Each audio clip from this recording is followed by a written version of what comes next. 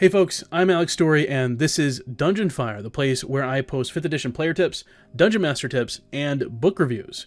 Today's episode is brought to you by my loyal patrons. I should say patron, it's just Luke right now.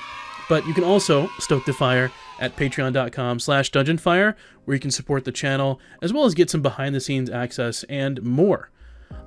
Today, we're going to be talking about session notes, which are everyone's favorite thing. Everyone loves writing about their session. Everybody is very dutiful and they take detailed notes, and I'm just kidding. Yeah, this doesn't happen too often, and for some groups it's just the bane of their existence. Maybe they just don't have a lot of writers, don't have a lot of note takers, and I know for me it was tough to nail for the longest time. So I'm going to share some tips that I have for notes, because one big problem that I run into is that folks, if they don't take notes, what they'll do is they just forget things, and it's more apparent when you haven't had a session in a long time and you just don't know what happened. But it happens from session to session, especially if it's a complicated dungeon, or if it's a complicated encounter, or if it's a series of social encounters. If you're not taking notes, you're not going to remember what happened, and it can cause confusion, both on the player side, but as well as the dungeon master side. Because what happens with me, if I don't take good notes, is I would forget where the players were at, and specifically what they knew. So I obviously know everything in my world, and my player characters don't interact with everything. They don't pick up every single rock and look at every single secret, and I would forget what rocks that they looked under, to use that kind of metaphor there, and it causes all these pieces of confusion, and I would be unable to kind of weave that thread the way that I wanted to, because I would forget exactly what they knew. And yeah, that's a big problem. So how do you solve that problem? And I think I have a unique method that helps both the player and the DM in a novel way, and I've got some receipts to prove it, because I've been doing this method for a long time. I just finished my first through 20th level campaign, homebrew. It took me 5 years, actually 7 years, because I think the first launch was like in 2015, so 7 years to finish this campaign, and almost every single session used this method. And let me show you what that is. So basically, this is what it is. So you can use any note system you want.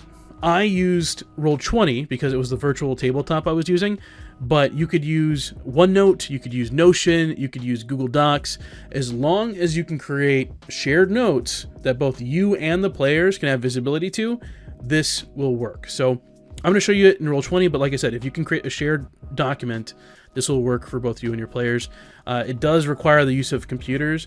I guess you could do it written, but folks would have to either copy the paper or, like, just cut out a piece, take a picture with their phone or something. But yeah, so I would recommend using a digital tool to kind of help you with this. So basically, this is how it works. So you create a shared document. So I'm going to just pop up one for the campaign that I just finished. So we'll just do, let's say, Act 4, Session 8 here. So actually, let's pick a different one. The one that I took notes on. Let's see.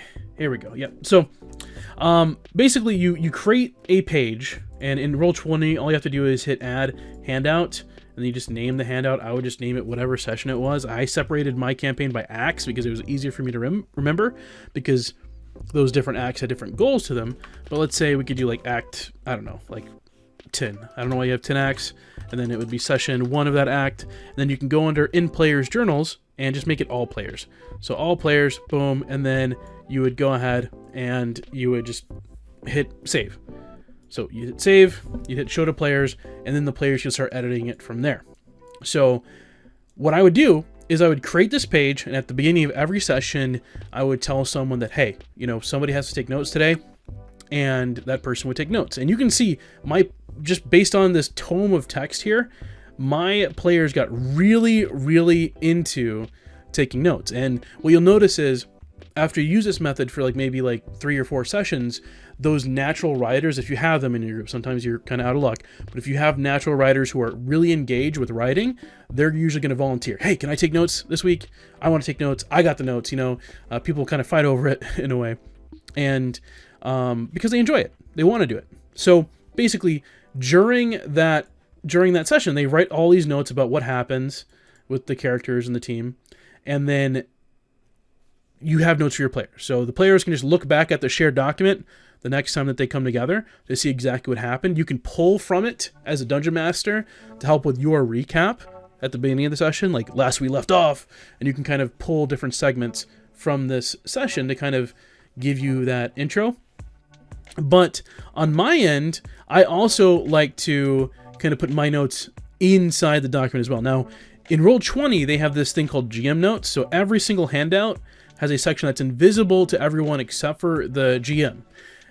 So I can put it on the same document, saving space on my screen, but and not have to worry about my players being able to see it. Now, if you're using like Google Docs, or if you're using like Notion or OneNote, I'm not sure if they have the same exact features, but you could easily just make a mirror page, right, where you have your own secret notes that not everyone else sees.